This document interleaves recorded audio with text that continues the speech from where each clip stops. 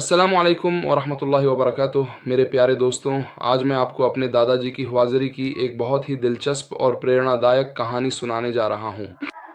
और कैसे वे अरब प्रायद्वीप से मिस्र पहुँचे और फिर मिस्र से उत्तरी अफ्रीका और मगरिब के देशों तक गए और फिर एक बार फिर मगरिब से मिस्र लौट आए। यह एक महत्वपूर्ण यात्रा थी और यह शक्तिशाली कबीला पूरे विशाल अरब जगत में किस प्रकार से विस्तृत रूप से फैला। हवाजरी कबीला, जो कि एक बहुत ही महत्वपूर्ण और प्राचीन कबीला था, वह वास्तव में कहां से निकला था। नजमा हाशमी मुद्री कबीले की गहरी और ऐतिहासिक जड़ से, जो कि एक बहुत ही प्रसिद्ध और प्रभावशाली कबीला था,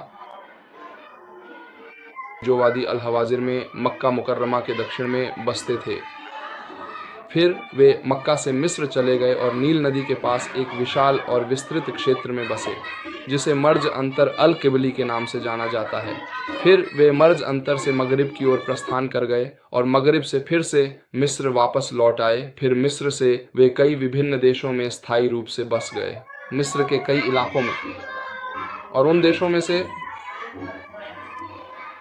गांव अल हाजर, जो टांटा और मनुफिया के बीच स्थित है। फिर वे डेल्टा के बोरा क्षेत्र में फैल गए और उनमें से कुछ ऊपरी मिस्र सईद की ओर प्रवास कर गए।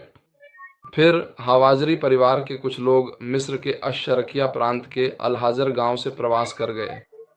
अवलाद अली मरसी अल हवाजरी और अवलाद साखर अल हवाजरी वे फिलिस्तीन के बरैर गांव चले गए, फिर जमामा गांव की ओर और फिर नुसैरात के क्षेत्र की ओर। इसके बाद परिवार का एक महत्वपूर्ण हिस्सा एक बार फिर जॉर्डन देश चला गया और सऊदी अरब में एक बहुत बड़ी कबीला या बिरादरी आज भी मौजूद है, जिसे अल हवाजर या हवाजर कहा जाता है।